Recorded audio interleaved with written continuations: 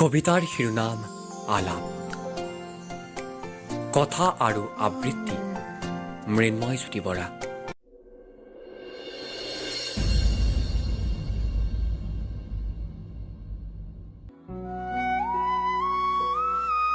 পাৰ হৈ যোৱা সময়বোৰক কৰি তাইৰ সৈতে আলাপ কৰোঁ, দুপৰ নিশা অথবা বোৱাৰী পোৱালৈকে।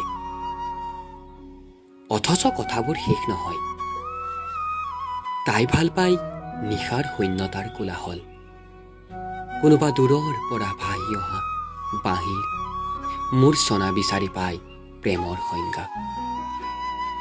মোৰ আকৌ বৰকৈ প্ৰিয় সূৰ্যৰ সেই কাচিয়লি পোহৰ, যেন উদ্ভাসিত কৰি যায় মোৰ দেহ মন।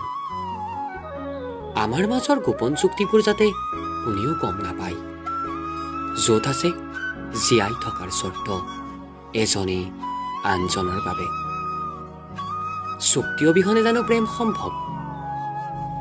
ভাল আৰু বেয়াৰ মাজত সময়ে সময়ে সময় আহে বোলে। নিয়ৰৰ চকুৰো বয় অতীতৰ কথা মনত পৰিলে, আৰু নিশাবোৰ অধিক ভয়াৱহ হৈ পৰে স্মৃতিয়ে কোঙা কৰা মোৰ নিদ্ৰা।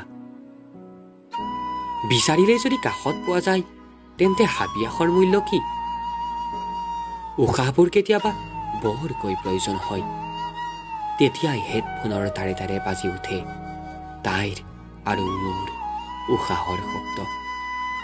ক্ৰমশ এনেকৈয়ে জীৱন চলি আছে, তাইৰ ভাল লগাকৈ, তাইক ভাল পোৱাকৈ।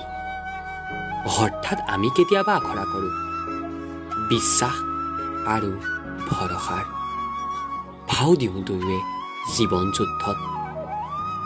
কেতিয়াবা তাইলৈ বুলি মোৰ গধুৰ প্ৰশ্ন, ভাল পোৱানে মোক? উত্তৰবোৰ মই কাহানিও নাপাওঁ। সেয়ে কওঁ, বুকুতে থাকক সকলো, সময়ে ক'ব আমাৰ কথা।